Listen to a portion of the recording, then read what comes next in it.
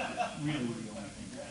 I just didn't know if there was that Like normal. right. Friends before public heard moments.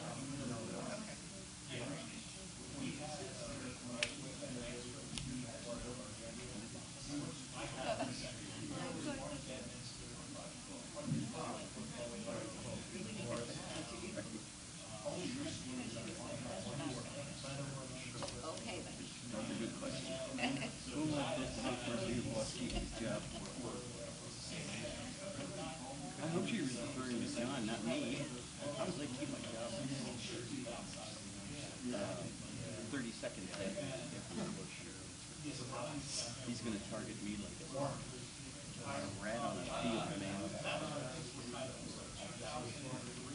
But we've done a good job. That's the only thing. And possibly Mark. He wants to put his own people in, which is very common.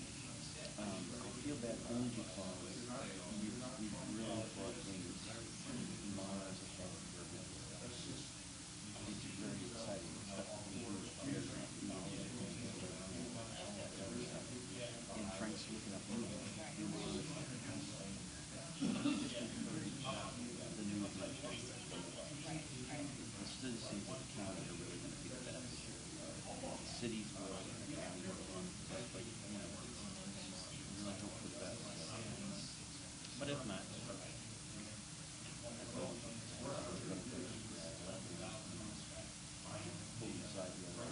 So, by the way, you may need it. He's a ED guy. I'm your man.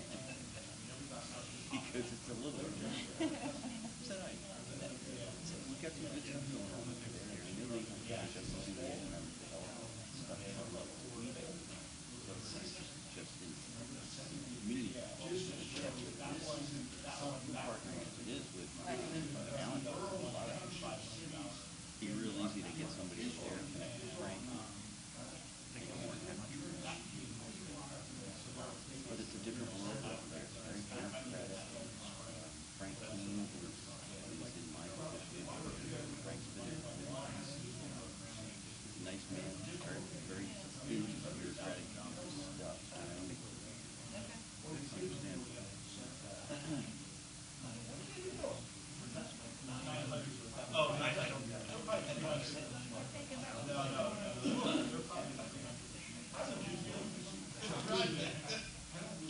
Helene, did you get new glasses?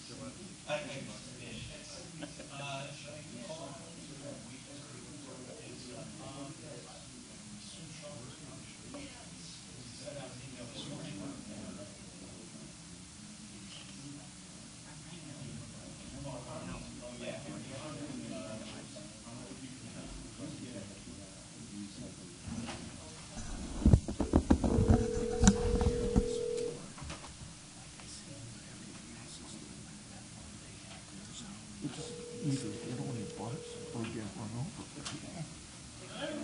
Good morning, Helene. Hi, Mark. How are you? Good, how are you? Good, thank you. Hey, we're just waiting on Sean Donahue. But I also wanted to let you know, Ruth was trying to send you Trying to get alert you of got it. the program. Awesome. Awesome. I think Okay, I think well, so John's we're helping. getting ready to start here, so Speaker. Okay, so Sean will be here in a minute. Okay, thanks. All right. Good morning, Helene.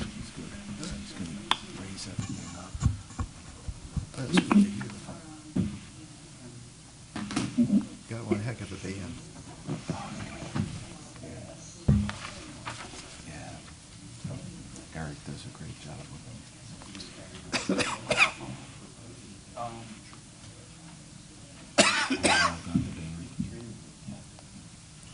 Pardon? How do you know about the band? From being a Notre Dame high school parent, watching their band at football halftimes over the year. Gotcha. They really kept it together. Seemed like a mini Liberty High School. Yeah. It's not easy to keep bands together these days. I think they're going down to Florida. Are they? Is it for one of the bowl games or parades or something down there this year? Yeah. No, that's That's pretty, when I was 10 years old, my dad was a school teacher at Liberty High School. Thank you. Thank you. Your dad was a teacher in Notre Dame High School, Neil? He's a teacher at Liberty High School. Oh, Liberty. Yeah, yeah. Okay. He was associated with the band a lot, so. I went to Freedom. My dad taught at Liberty. Yeah, I'm a Freedom grad, Were you in the band? 1923. Were you in the band? Pardon me? Were you in the band? I was in the band at Freedom, yeah. That's a high honor. I mean, It was in 1976. The honors dwindled over the years. did it? What instrument did you play? Trumpet, trombone, and baritone. Wow. Not at the same time. Were you in a rock band for a while? No, I managed a rock band, though. You know, I was at one of the Notre Dame football games I was at a few weeks ago. I met the members of Chicago. Did you? As they performed at halftime. Did they? 50 years. They've been big supporters. Well, I saw them at Music Fest. They were really good. They're big supporters of the university. And I talked to the trumpet player. Oh, really? And I said, you guys are just... Hey, my lip would have fallen off by No, that. I said, you guys have stood the test of time. Yeah, the trombone player's 70 years old. I said, how have you done it? You know, one word answer, What? practice. Yeah, that's true. 112 shows this year. That's why I was never good. Yeah, there's trumpeters in the banking industry, from what I read. Well, there is. You know, we realized we had no musical talent. I couldn't be a real estate developer, so I said, I'm going into banking.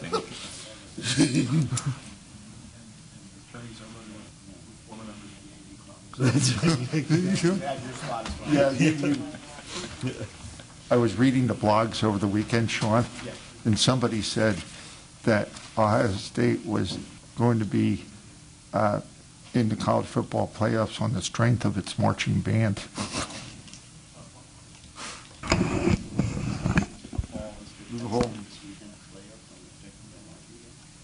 My stepfather played in that marching band. Which one? Well, Ohio State? He was an eye dotter. Did he ever dot the I? Did he dot the I? Did he? That's really a high honor to dot the I. Wow.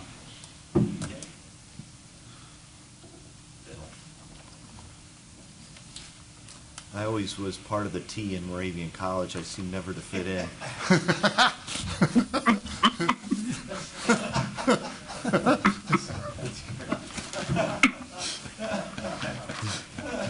Thing is, I just banked that, and I will introduce you that way at some point. You remember?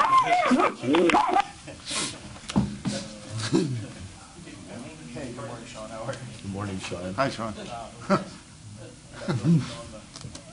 Swap box here. Alrighty, good morning. Oh, there we go. Good morning. Call to order of the Northampton County General Purpose Authority meeting Tuesday, November 7th, 2017. Mark, you want to call the roll? Mr. Langen, Present. Mr. Donahue, Mr. Dowd, absent. Mr. Chavone, Here. Ms. Ferraro, absent. Ms. Whitaker, Here. Mr. Copland. Present. Solicitor Lucius, Present. and staff attending Tim Hurlinger, Mark Hartney, David Hughes, and Sarah Ortiz. All righty. In your packet, you'll have the minutes provided from our October 3rd, 2017 meeting. They were also emailed to everybody as part of the packet.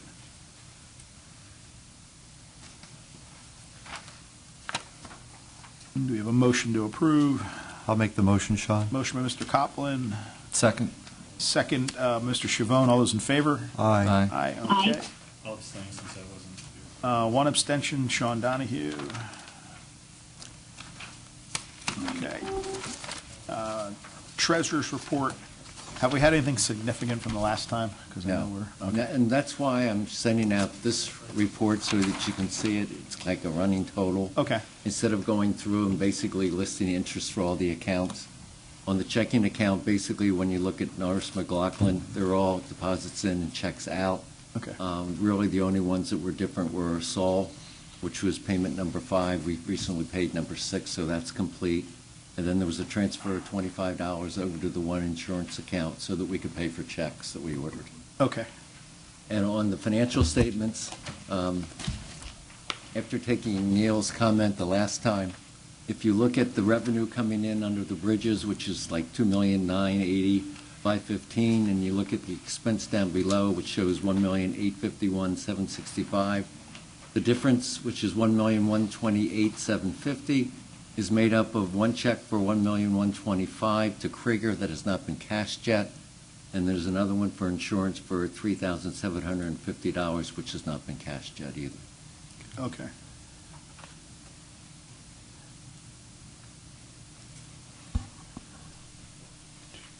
So if we show the statements on an accrual basis, it shows them. Yes. It would match, yeah. But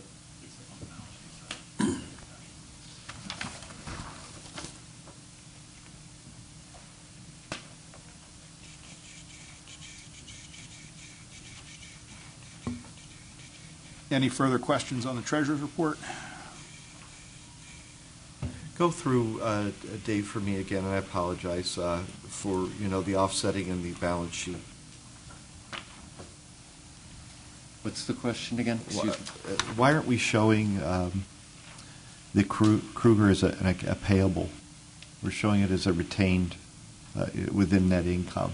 Why wouldn't it be showing as a payable since we wrote the check? Basically, in talking to Riley, that they're the ones who told us to Do it this way. So I'm just been relying on the auditor. Okay. I can go back and ask. If you Until it could. physically gets cashed? Mm-hmm. Well, it sits in the account until the check is actually cashed. Right. But it's really not income That's why the to us, though. $1,125,000 is Yeah. sitting there. Yeah, okay. Is that from Debbie Borger? Yes. Yes. Yeah. Yeah. Just a quick editorial comment. I've had some communications with her going back to earlier this year.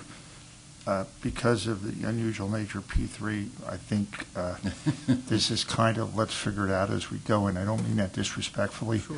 And Mhm. I know as we get towards the end of the year, early next year, we're going to probably have to have a few sit-downs with her as to Right. how we And there how could we be do some this. adjustments. Yeah. I mean, we're even getting into questions such as, Value of the bridges? yeah, value of the bridges. You have to show the bridge as an asset, as a depreciable asset. So we're dealing with some unusual. I said, what did we have them in as last year? Yeah. Zero. Okay, that's. Well, I think we avoided last year because they No, weren't no, deeded but- until I'm January. saying But they've never been recognized anywhere. Exactly, As an account exactly. item, So- opposed to we'll work it all out. creating them now.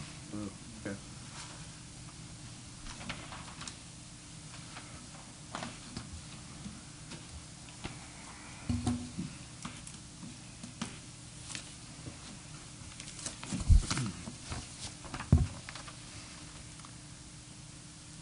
Would you prefer that to be shown a different way? Should we Well, confirm I with just her that as a it's- question I would have is, why isn't, since we wrote the check, why isn't showing or acknowledging it as a payable versus adding to our equity? Just doesn't make a lot of sense to me. So if you could get that question answered, I'd appreciate it. Okay. Otherwise, Sean, I'd move the acceptance of the financials as presented. Okay, moved by Mr. Copland, Second. second Mr. Chavone. All those in favor? Aye. Aye. Okay. Any invoices this month, Dave? Just two. One for Keystone Bond Unit for $750 policy every year, and then a bill from North. Which policy, Keystone Bonding, the insurance? It's insurance. Okay. And one for North McLaughlin for business matters, which is $1,350. Okay. The work that they've done on the special event. Okay. Actually, most of this was on the hospital and higher education authorities. And you see, I didn't charge any of my time. Okay. Alrighty, I would move to approve those invoices. Second. Second, Ms. Whitaker. All those in favor? Aye. Aye. Aye. Alrighty. Number 4, public comment. Seeing none. Street continues. New business, none. 6.0, old business. P3 Bridge and Prison updates. John, you want to give us a Chris Berman on that? And again, I'm trying to move. Absolutely. I've got to be out of here in like 50 minutes Absolutely. to get to a meeting in the Poconos. Oh, drive carefully. The bridge, we had, Not that you can't continue without me, by all means. with respect to the bridge project, there was a ribbon cutting ceremony, I believe, last Friday. Yeah, I actually did Were attend you, that. were you That was at very that? nice. Yeah. Okay. Giant scissors. They're incredible. As matters come up, most recently, for example, right-of-way acquisition, Benish, Stan, to the extent I need to be involved, we're addressing those as we go along. Dan Yeah. O'Donnell, Solicitor's Office. So right now, with the bridge project, there are no major issues. I need to go back through a couple emails from That's right. from this week, but quick question, though. Everything was previously designed to be within the existing right-of-way. Now, are these merely for TCEs, temporary construction easements, or do And we permanent. actually need to get As permanent? they've gotten into them, they've Okay. had to, and it's legit. Okay. There will need to be Yeah. acquisitions and permanent rights of way. Okay. Okay. And I try to keep up with this stuff. I'm copied on anything, any document that they upload. I think I get copied on, so like, there might be 20 a day. And I'm you and I are scheduled to It's like meet. 11 o'clock. Yeah, and yeah. So I missed like 4 or 5 things yesterday. You and I are scheduled to meet tomorrow. Tomorrow morning, yes. Yeah, and correct. I'll follow up with you on Okay. that. Quickly, on the prison, I think it was a week ago today that the Governor Wolf signed the legislation amending the Commonwealth Administrative Code to allow the new prison in Northampton County to be built under a P3 model. This is something we had been working on with Senator Brown's office since May. I was one of the drafters of the legislation. It is estimated to save the county millions in upfront construction costs, and then once the new prison is up and running, the efficiencies that are projected to come out of that will save the county as much as $9 million a year. Wow. And I think it's been publicly announced that the site of the new prison is right here on the Government Center campus. That's it. Super. Very good. 6.2 Goodman Building. All right. Since our last meeting, the loan committee met with the city and toured the building and kind of talked through some of the loan proposals. We requested some additional information. Last Wednesday, we received the memo that's in your packet, and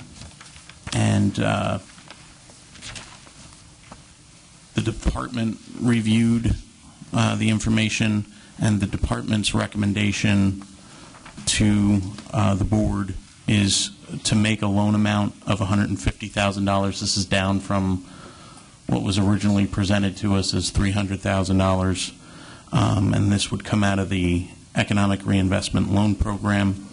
The loan term, we're recommending 2 years or upon transfer of the property to the private developer. The interest rate would be 2% and capitalized as part of the loan. We've also requested from Bedco. Bedco's putting in $250,000 into the loan for a $400,000 total loan to the developer. We ask that our loan be given first priority in repayment. It's not being given to the developer. It's a loan directly to Bedco. Our loan is to Bedco. Bedco will make a loan I thought they were to going to be doing the work do the themselves. work. But the loan will be secured by a note to the developer. So the developer is agreeing that upon transfer of the property, he will pay the $400,000 back to Bedco, or reimburse Bedco for the work that it's done. We're requesting a forgiveness clause be included in the loan documents in the event that the current property owner wins their legal appeals and prevents the property transfer.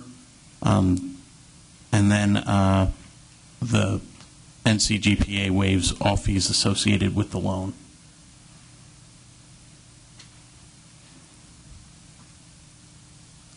And Mark, that's the only condition that the loan is forgiven. So when we get to the project, as Betco has laid out, they're expecting repayment on, within the loan that you're going to be writing directly to the borrower. And there's not going to be any forgiveness type of language that will cause them to, reevaluate at that time. Is that correct? Correct. For our purposes, as long as Mr. Konofsky doesn't win his appeal. That's the only condition where forgiveness could occur. Correct. I have a question. I'm sorry, I don't remember your name. Matt. Matt, if in the unlikely event Konofsky wins, his building will have been improved, and arguably the value of it will have increased. Will the city retain the right to go after him for unjust enrichment?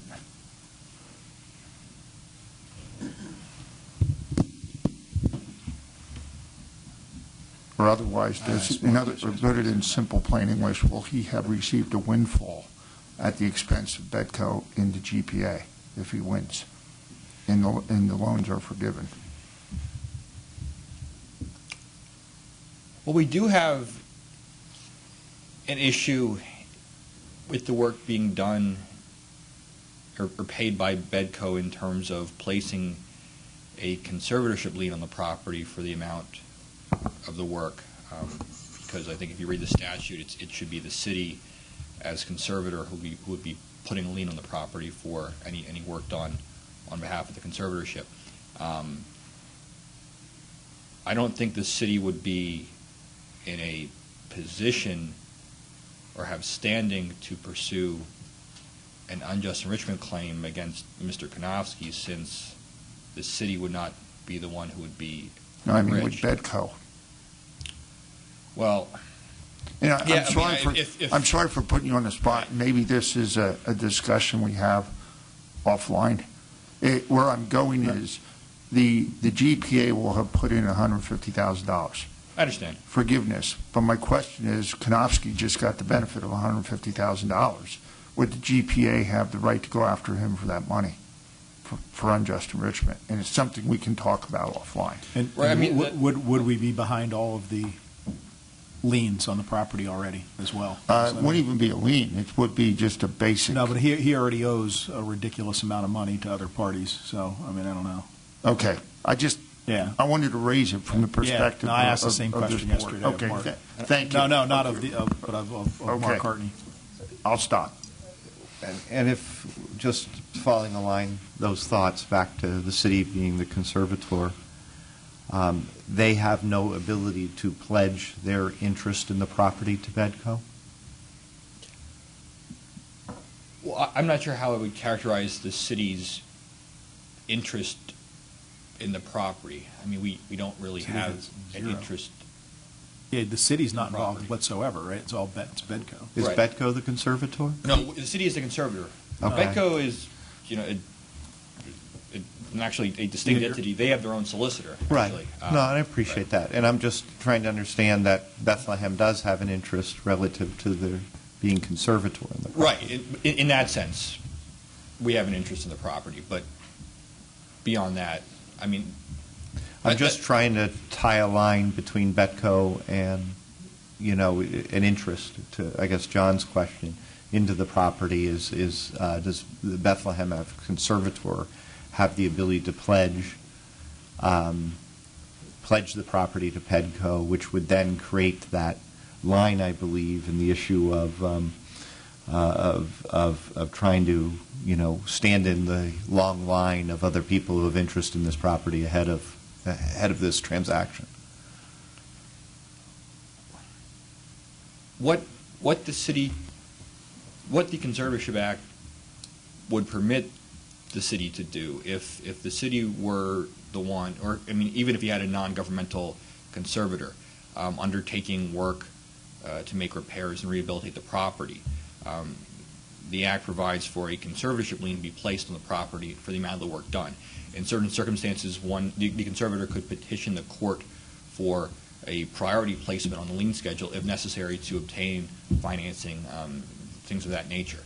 But it would be the conservator putting a lien on the property. That's not what's contemplated here. Mm-hmm. And certainly, just to circle back, and the city is not being enriched by any work done on the property. It would be essential. I mean, it would be at this point, Mr. Konofsky still has title to the property, and whether Bedco would have any kind of claim against him for unjust enrichment, whether the GPA would. It's an interesting theory, but it certainly wouldn't be one that the city could pursue against Mr. Konofsky. Not the city as the city, but if Bedco wanted to do something, I think that's another conversation to be had. Yeah. I didn't want to Right. digress too much, but I had to ask, Right. at least conceptually. Yeah. That's as firm as I can be, which is not much at all. So the city, the city is the conservator. The city of Bethlehem is the conservator through the court proceedings that have taken place thus far. Correct. Okay.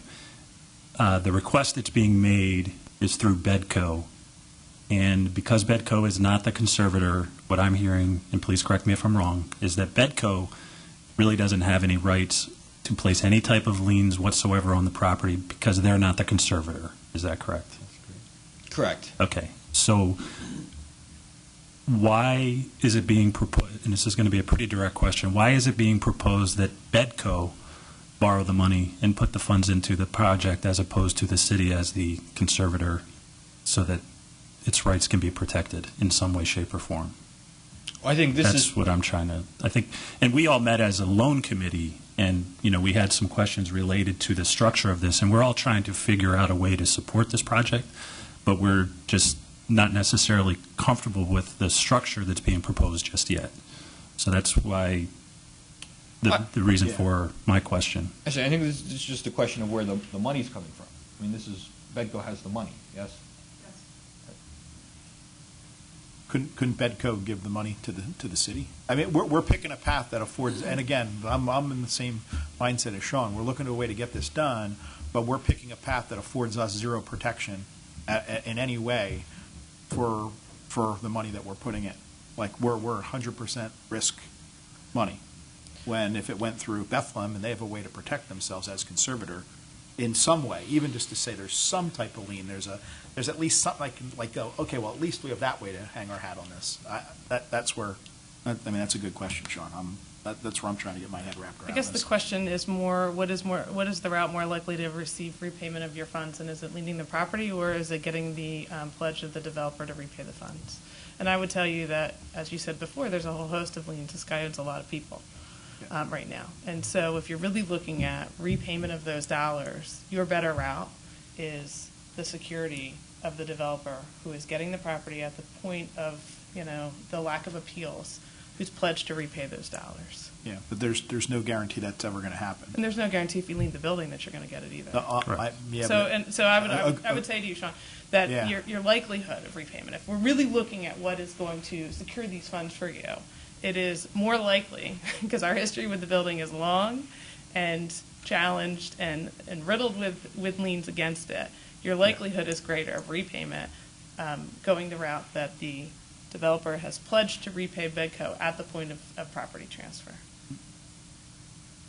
Yeah, I understand that, but again, the risk of our money is 100% at risk until there's a property transfer. Like if there's some future go, no-go in the developer's mind where they say, hey, this is either taking too long, or we went back and looked at our numbers, now it's way too expensive, or this legal proceeding draws out 7 years and there's just not a market for the building. Sure, there's lots of, I would lean on our solicitor, and I've heard him say many times as it relates to the owner and the court proceedings and the challenges. While there is certainly a risk, we always entertain the risk under conservatorship and the appeals through the courts.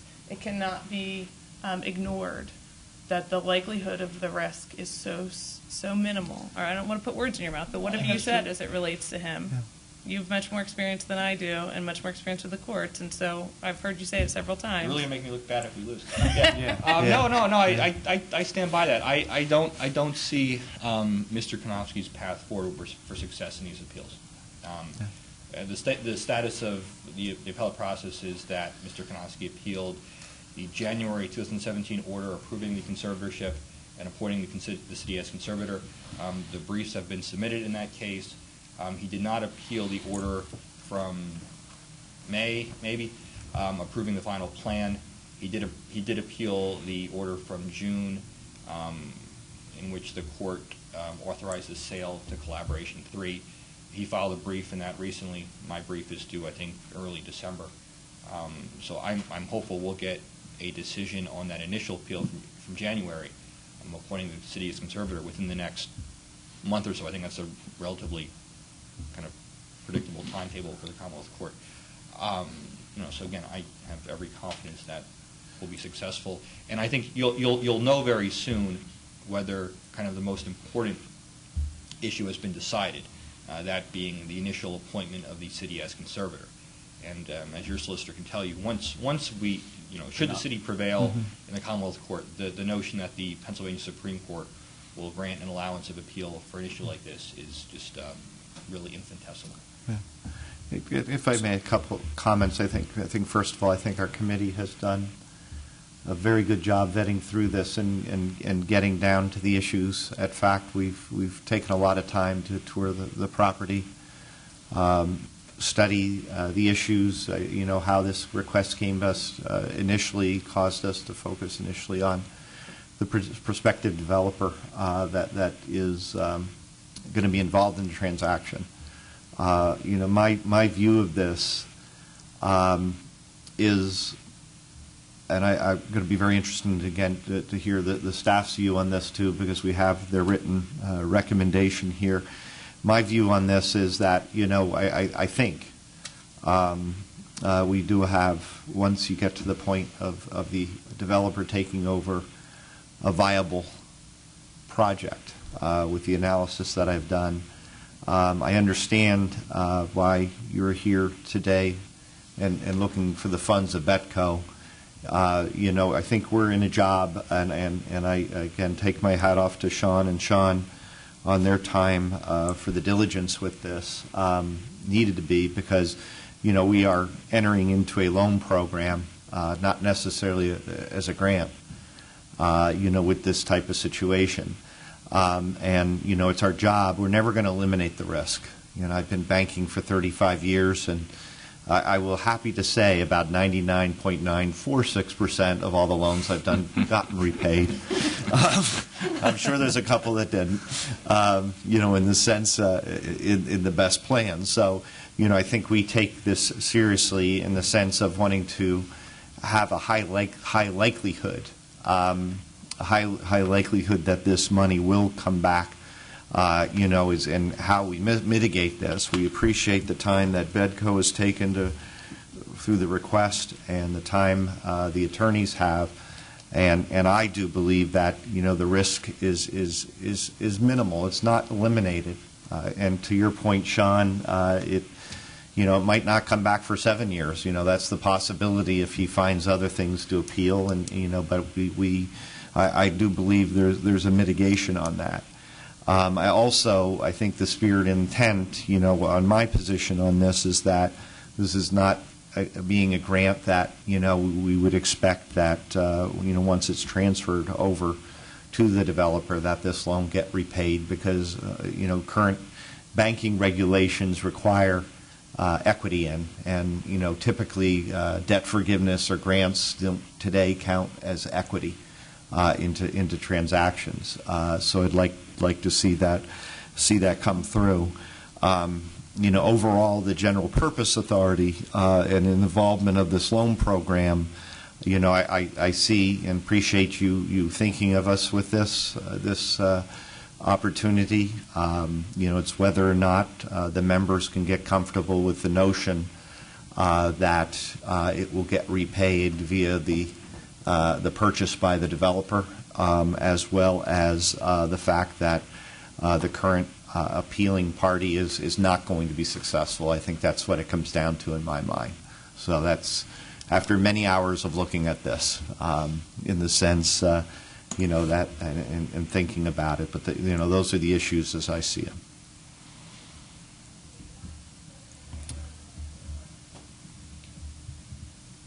Tim, did you want to talk about the department's position on The this? department's position was stated in the memo. We see this as an economic development activity that's been going on a long time, and we have every confidence that the process that's been going on will continue at the success rate that it's been going. And every indication from the attorneys and from the people of the city of Bethlehem is that the process is proper, that it's been followed according to the necessary steps. And because of that, and because of the potential positive impact on the neighborhood and on the building in the historic district, we feel it's a good economic investment. And as far as we're concerned, we're okay with the level of risk given the history of the relationship and the outcomes that have occurred over the last 10 years. That's our position, but it's obviously up to the authority to. No, it could be a great project. I mean, my thing, and I can never take my hat off as a developer when I look at this stuff. And when I look at anything, I look at site control. And when I look at site control, I could go draw some really pretty pictures and designs on any building in the Lehigh Valley and have a great concept. But if I don't have site control, that's all it is. Right. I mean, I'm torn on this from the standpoint that we were put in a position where we were sent memos on Thursday. The loan committee at the last meeting. The loan committee was left to come up with a concept, and we were asked to kind of vet this and come up with a proposal and come back in. Okay, we didn't get the information that we requested. We got a memo from Bedco. We got a memo from the department, which the department wasn't for them to make a recommendation on like Thursday into Friday, and now we're sitting here having the same meeting we've had 2 times before. At the last meeting, when we met at the site, we were talking about things like skin in the game. Like we're asked to make a $150,000 gamble on a project that isn't fully baked right now. Although it's super baked and we're super close to it being baked, it's not baked yet. And that's what I look at. And when somebody said, Mark had mentioned, well, this is the fund of money, this is what it's for. We don't have a speculative loan fund. We don't have site control loan fund. And I mentioned at the meeting when we were in Bethlehem, give us a way to do this where we have some comfort in being able to back this thing. And I sat at the table and said, hey, I'm for it. We want to help you. Okay.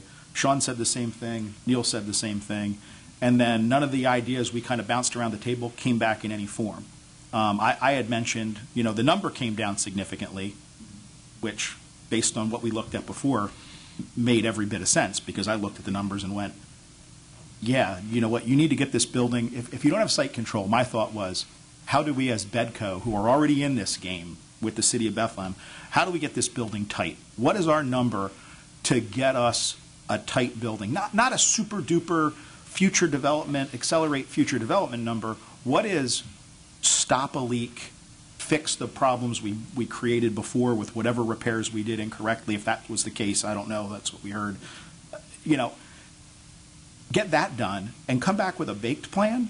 And I'd be happy to do grants, loans, that's where we're going to put in a sticky position.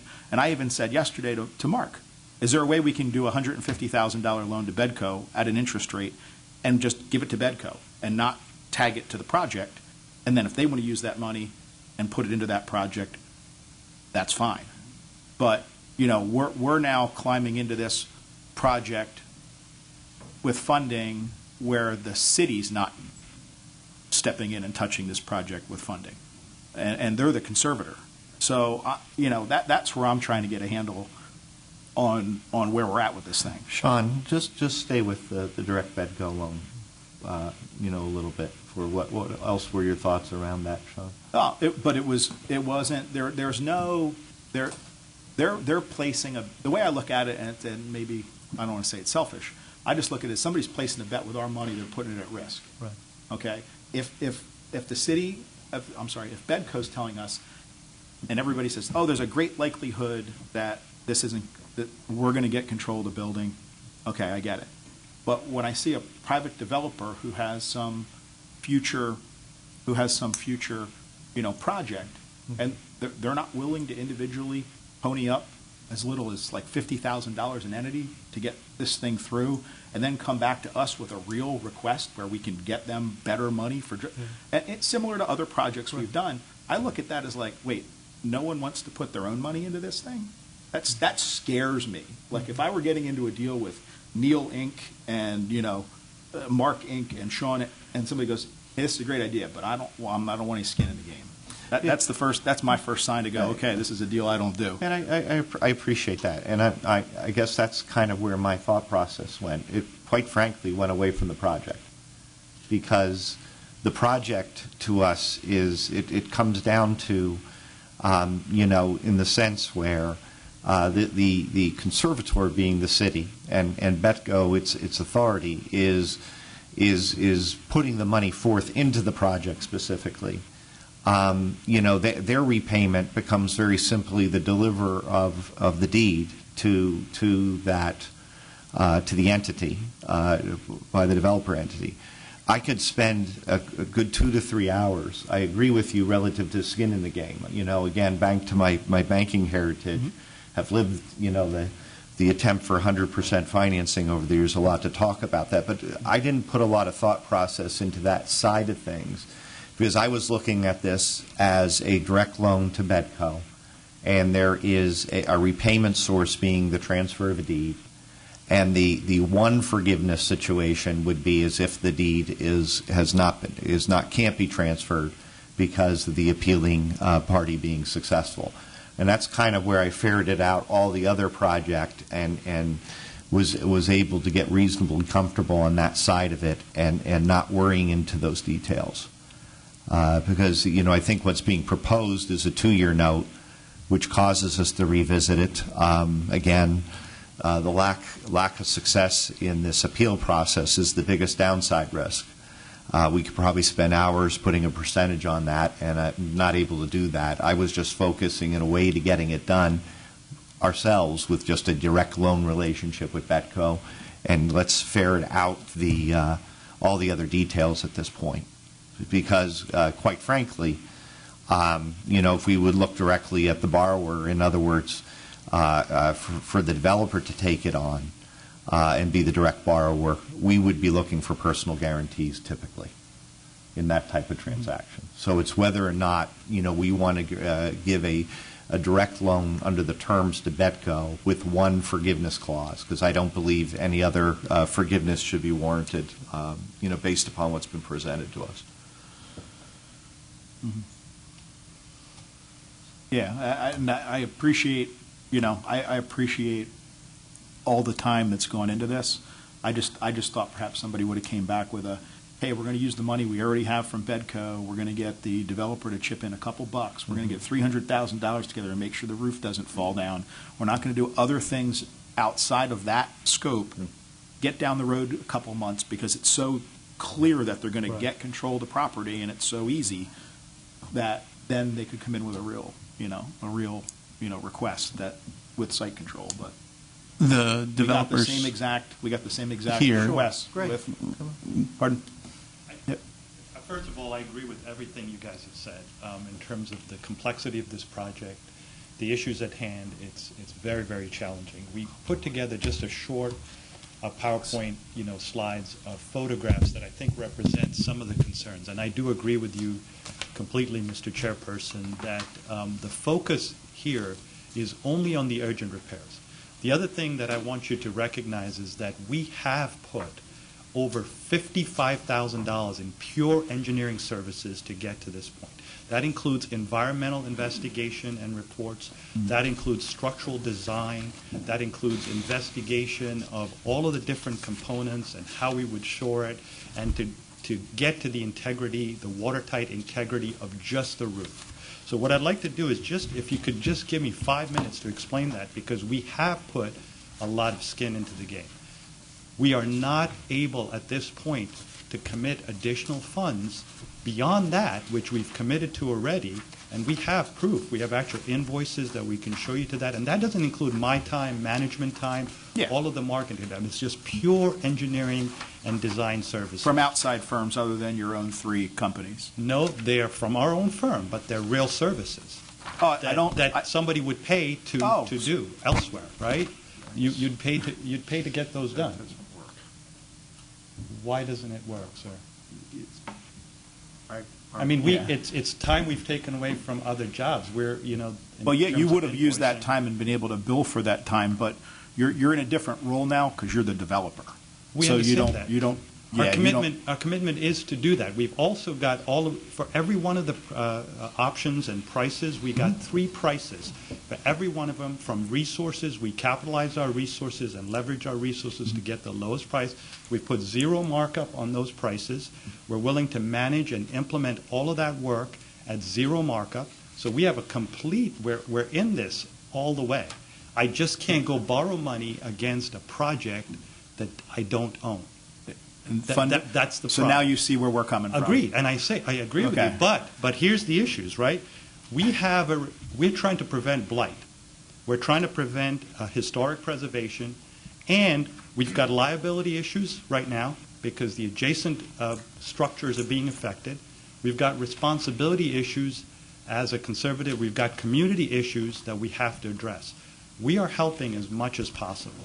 Okay, we really are. And I believe Well- that, but it comes down to a funding source that you're looking for. The same reason you're not putting money in is the same reason I look at it like, why should I put money in, or say our authority should put money in. I You're saying understand, you and- don't control the building, so you won't put money into it. Well, what I'm saying is we have put money and will continue to put money. If you want me to write a check and pay myself back and then write that check, I mean, I'm willing to do that. I mean, we've done services. We've provided engineering services directly for this project. I mean, we've got engineering drawings that are put together that you've had anybody else do. It's your them. It's going to take. It's your project, though. It's not ours right now. It's not our project. We're working collaboratively as a group to try to get this thing to a point where it can be developed and can become our project. I agree with you. We have a vested interest. There's no doubt about that. Yeah. I'm not denying that. So eventually, hopefully, that works towards. But I can also tell you the conditions of this building in terms of what we've seen happen to this building over the last year and what's continuing to happen, it's pretty soon it's going to be turned into a building that's not going to be able to be developed in its current state. I mean, if you look at the photos, and if you just take 1 minute to look at it. May I ask one question? We're not even allowed in the building right now without masks. Can I ask one question? Sure. Because I was in the building at the time that the city issued the RFP for developers to potentially take the role that you are taking today. Okay.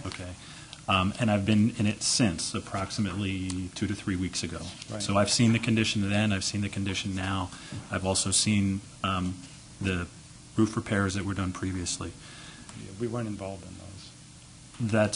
That's probably question number one. Who made those repairs?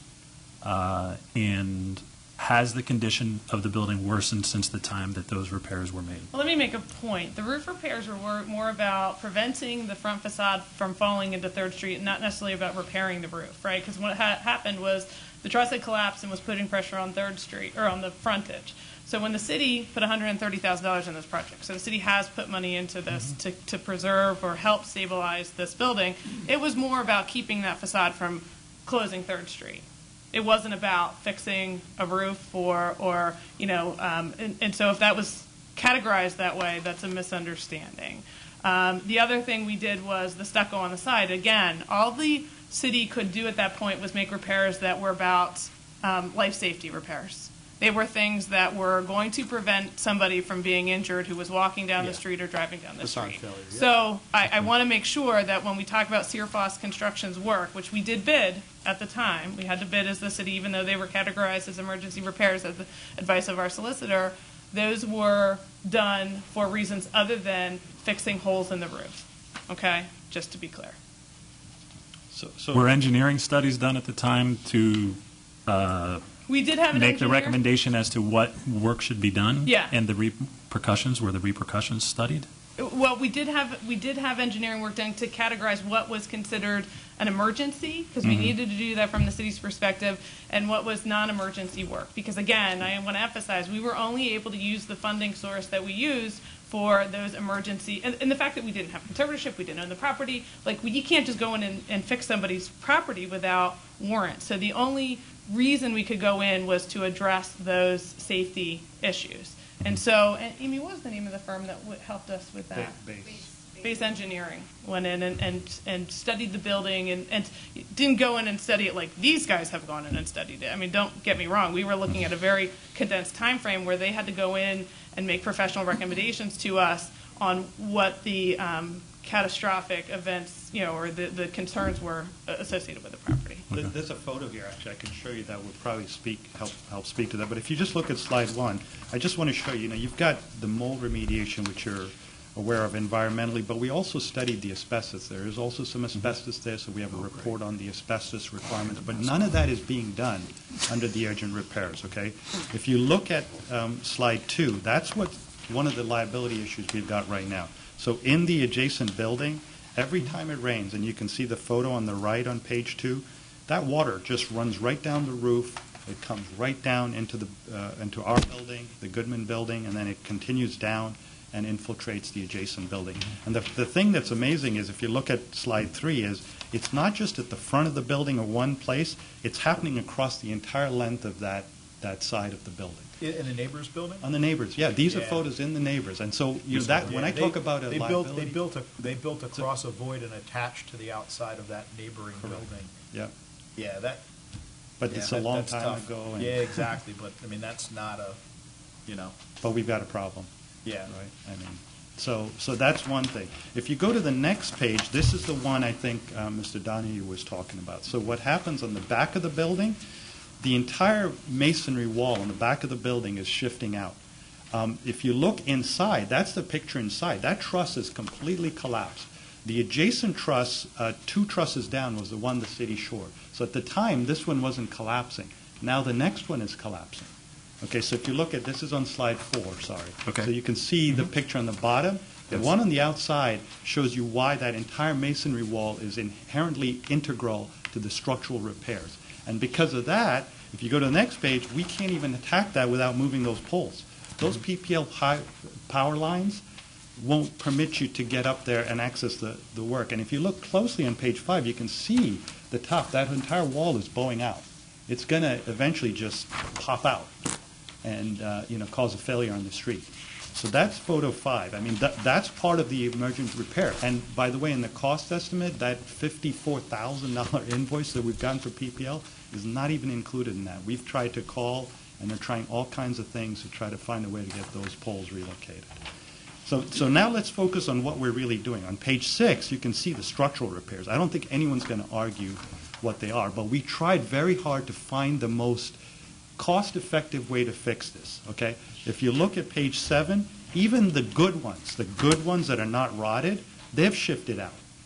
And they've got all kinds of problems that would need to be fixed. You can see there's shifts on the trusses on photo 7. These are numbered on the top. Sorry. Sorry, Yep. I'm trying to go quickly because I know you have some time restraints. But then if you look at page 8, what we did is we bid this out 2 different ways. We bid it with strategic, specific repairs. We tried to come up with a solution because we weren't even sure which would be the most cost-effective. So we bid it to 3 different people for 1 strategic, focused repairs, and 1 more of a comprehensive replacement of the trusses. 2 of them said that they felt the strategic repairs were cost-effective. The low guy said he could do it cheaper by just replacing all the trusses. And that's the number we're showing there. So we got 3 separate prices on that. The roof, and so you can see that on slide page 9. We did all kinds of repair details. Now I know you're overlooking the effort put into that in terms of cost, but we No did one's do all the no work. one's overlooking it, Okay. but that's just called work product, and you're the developer. So you got to look at that stuff internally. You may put a cost to it, and you may earmark that to a project Right. normally and bill somebody for that. But when you're the developer, those are just in-house. Those are what we call pursuit costs in the industry. Okay. So those are simply pursuit costs. That's why I said it doesn't work. Pay for it all the time. Yeah, and I Well, don't want, but- I don't want- I'm gonna meet after this That's with fine. some people, Yeah. and I have 5 designs that are all engineered for different projects that I had to pay for, none of which are recoverable for me. It's pursuit costs. They're for land development purposes. Yeah. well, I agree So with I you. appreciate your time. Believe me, I do. yeah. No one's overlooking that. Yeah, Sean, and both you individuals put a lot of times into things that have not materialized. Well, I got some good news for everybody. effort you're putting does, and when you go for your financing, does count as equity. So, Thank you. Thank according you. to federal regulations, All right, so you'll be appreciate okay on that. that. I'll keep track of it. So then you look at page 11. Now, page 11 starts to show you things that we're not even doing. So we're not even doing any of this right now. So page 11 is all of the masonry repairs. On page 12, we're not doing the structural repairs on the third floor. The entire third floor framing is collapsed in sections. On the second floor, on the page following, the second floor, we've got collapsed structural framing on the second floor. That is not part of this work. So I just want to assure you we are doing a very minimalistic, strategic, just urgent repairs to get this building envelope. But there is no way. We've tried very hard. They've tried to put patches on the roof and do this. It's just unbelievably bad. I mean, it is at a point where you just cannot fix and patch the roof temporarily at this point to stop that water flow, because it's integral to the masonry, as you just pointed out. It's integral to the structural system. So on page 13, we're not doing any of that. Page 14, we're not doing any of that. And again, I'm just going through to show you the conditions, but I'd be happy to, take more time. And page 16, obviously the main focus is this facade.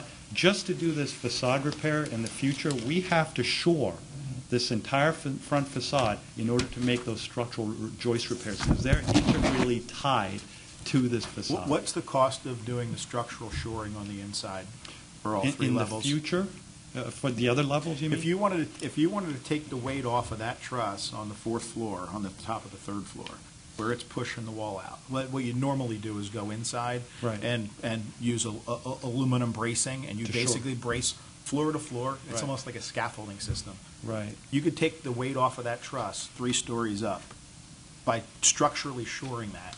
And Yeah. so bear with Yeah, me. go ahead. There's no truss then that's damaged pushing the wall out. You took the weight off of that. You repair the roof. Could you do that for under $250,000 to get you through the winter? No, not the way the building is framed. We'd have to sit down and go through that, Sean. It's a good Okay. idea, but, we're happy to talk to you more about that. But we've looked at this every which way. I mean, Well, your masonry number comes right out until after it's financeable. So there's the only masonry cost that we actually have, I know you guys have seen the cost estimate, but the only masonry work that we're actually doing, so the majority of the cost. You wouldn't is have to for the move roof. poles, you wouldn't have to do the masonry. Well, but the framing on the back, the L-shaped, is a completely different direction. It's actually framing completely. They're sitting directly on the masonry. They're not supporting the lower floors, Sean.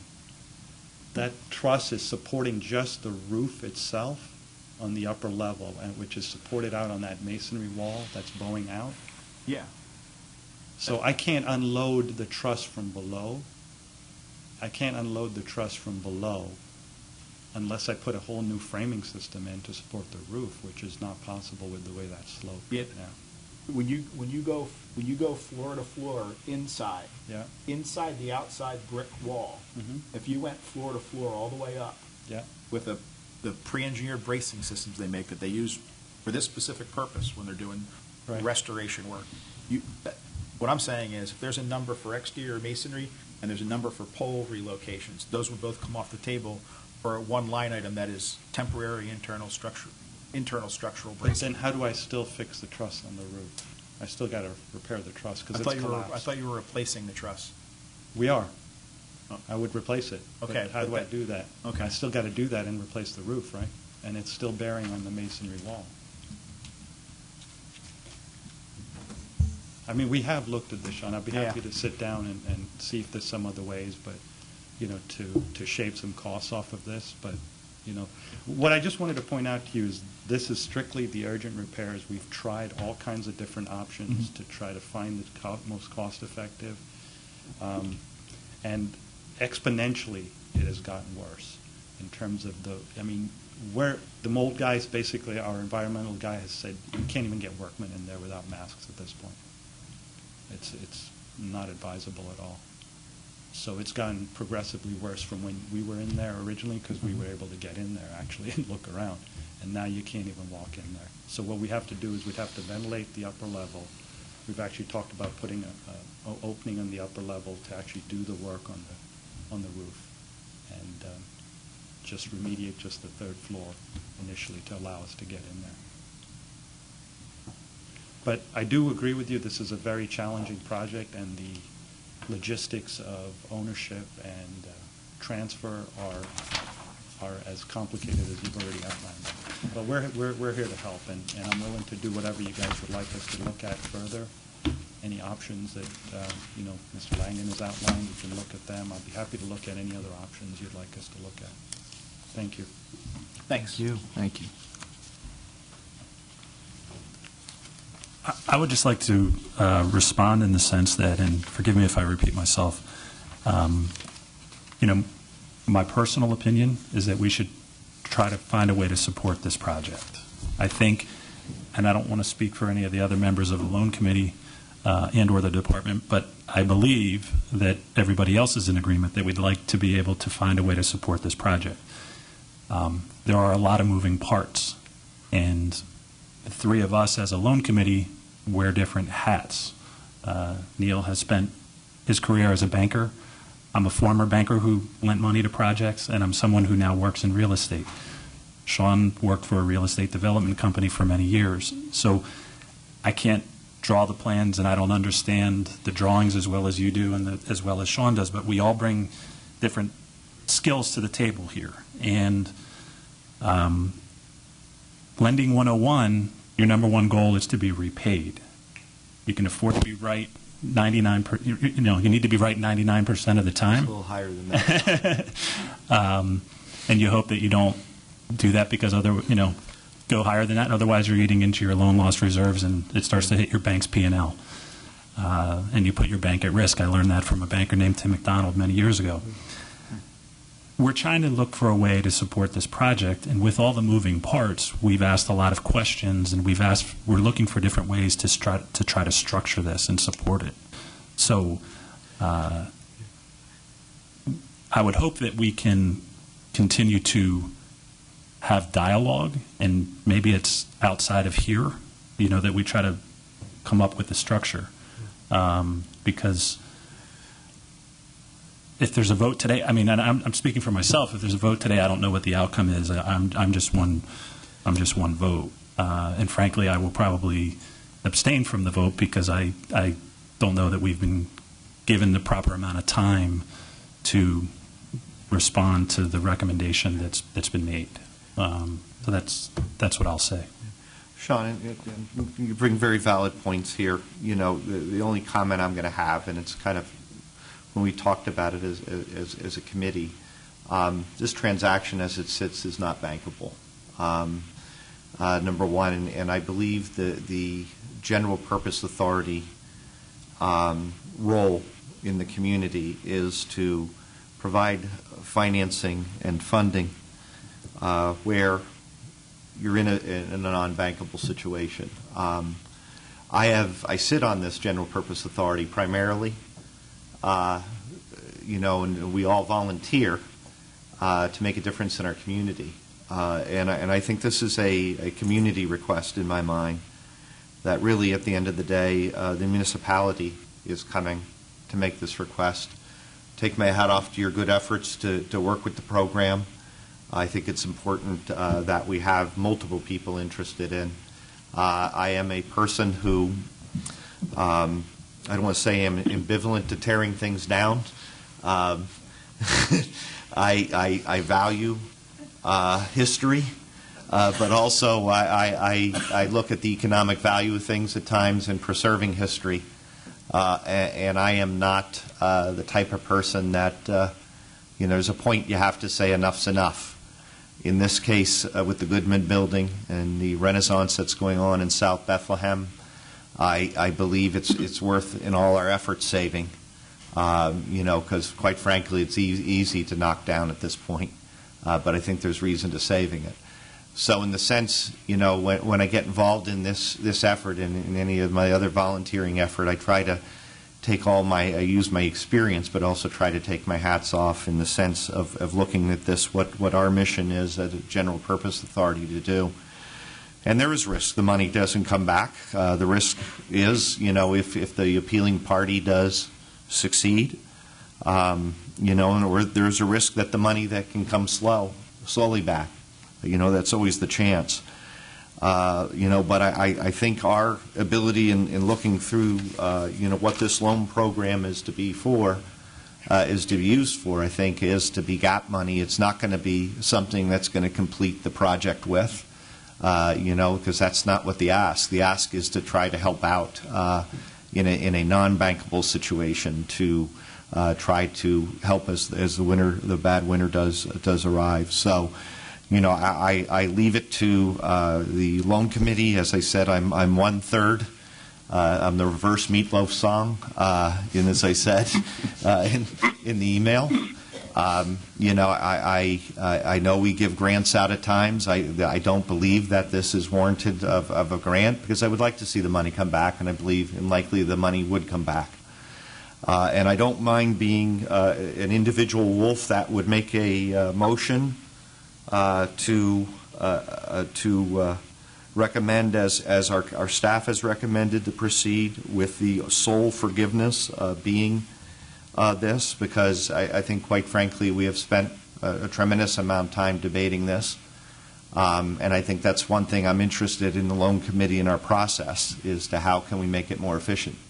We're all very busy individuals. In 6 minutes and 12 seconds, John has to get in his car to head to the Poconos.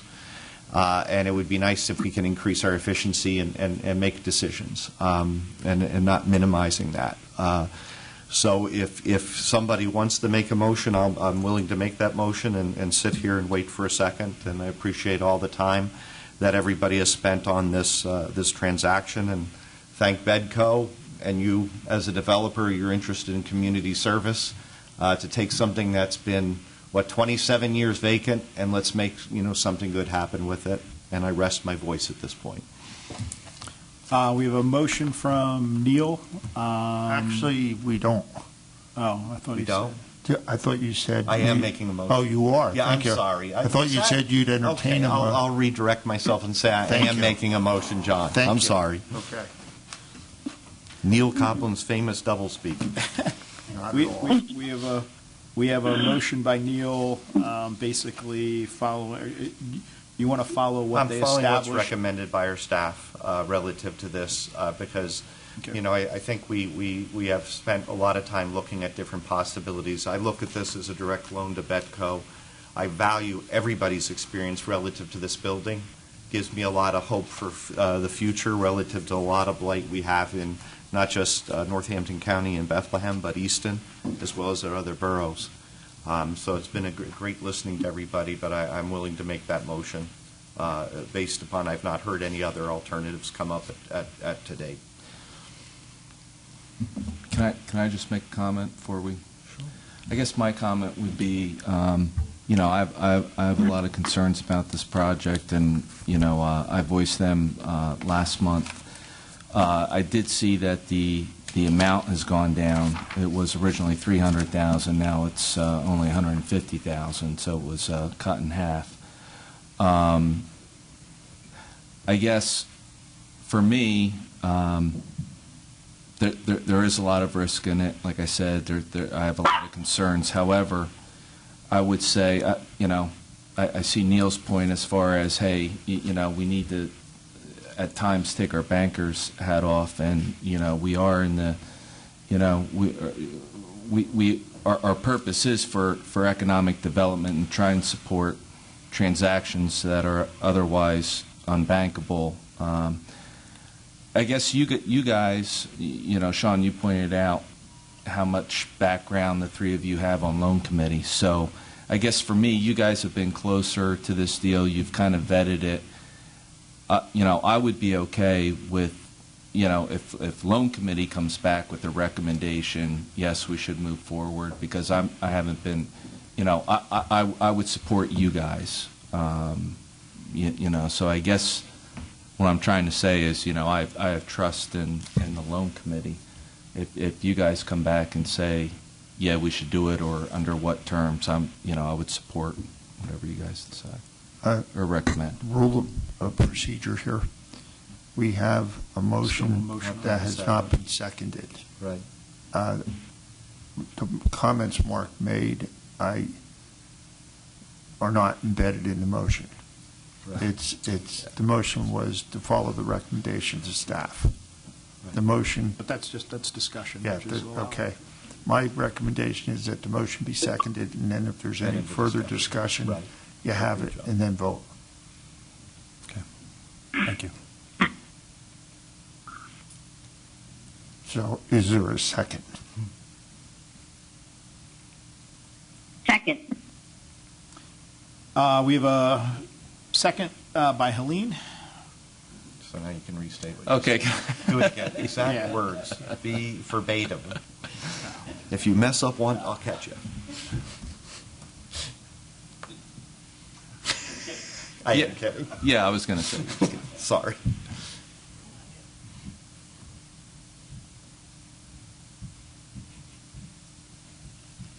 Now is there any discussion? Now there's. I'll respond, and I'll try to be brief. And I'll repeat myself. I have a habit of doing that. I think collectively, the three of us as committee members want to support this project. I don't think that we as committee members have come to a consensus as to how to support it. I think we each have our own opinions and or suggestions or ways that we'd like to look at supporting it, and they might be a little bit different. But as a committee, I don't think we've gotten there. I, through this process, have made recommendations. Some of them are very simple. If we make a loan to the city of Bethlehem, I'm in favor of it 100%, because as a loan, we can be repaid. I have also offered to explore the option of there potentially being a grant at the end of this once we know we have a viable project with a developer such as this group. I have the full faith in them that they will be able to pull this off once they get control of the property. I, too, would like to see this redeveloped. I don't want to see it go down. You know, as a young lender, probably 25 years of age, was involved with the renovation of the former Woolworths or McCrory's building, which I now call the Design Center Partners building. So I understand exactly what's taking place here. And that was that. Think about when that was done. That was before we ever heard of the Las Vegas Sands Casino being in Bethlehem. It was well before Lehigh started to take an active role down in the south side. So I get what we're trying to do here. So I just want to. None of this is that we're, that I'm opposed to this or that we as a committee are opposed to this. I think I take this very seriously, that we have a fiduciary responsibility with these funds, and at this time we're being asked to make a loan. So I look at this as, we're trying to receive repayment of those funds. And again, I'm willing to look at it being some type of grant in the future once we have a viable project, because we've done that in the past. But my opinion and my vote would be that we just haven't gotten to that point yet. So that's what I have to say. Sean, if I may, again, I appreciate all your comments, Sean. The notion of turned off the mic. It's never good to be fidgety.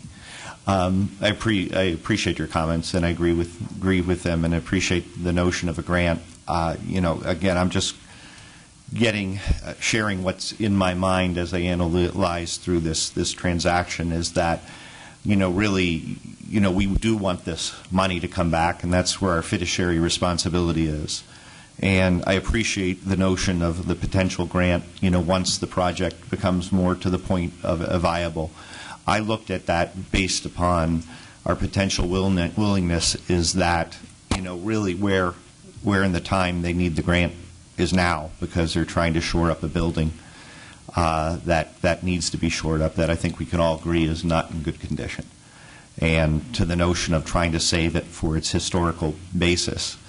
So again, to the what I believe is a mitigated risk that the money doesn't come back through the success of the appealing party. At the end of the day, trying to save it and trying to help when the need is right now, if it ends up being a grant, that's the way it goes. Not to demean any not-for-profit organization, and I have financed loads over my entire career. A lot of times, in the history of not-for-profit financing, the loans become grants because they end up not coming back. So I just want you to understand how I looked at it, and I appreciate your thoughts on it.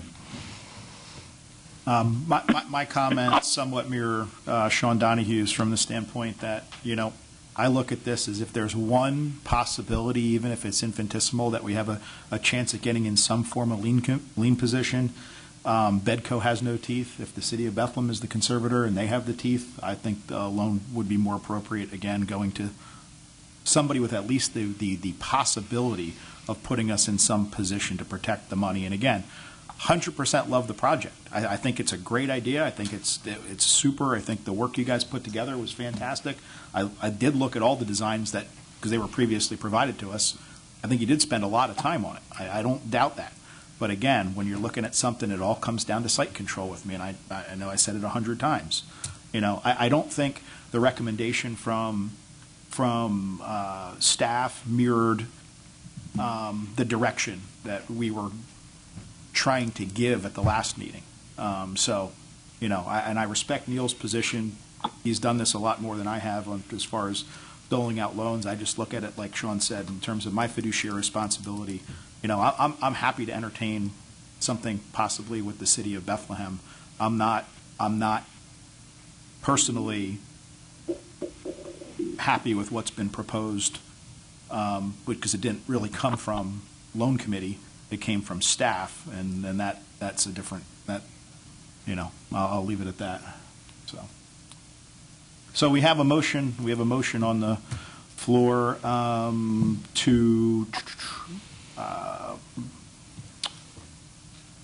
for the grant request for $150,000 as detailed. It's not a grant. I'm sorry, grant. Oh my goodness, the loan as detailed. Yeah, God, as detailed in the memorandum.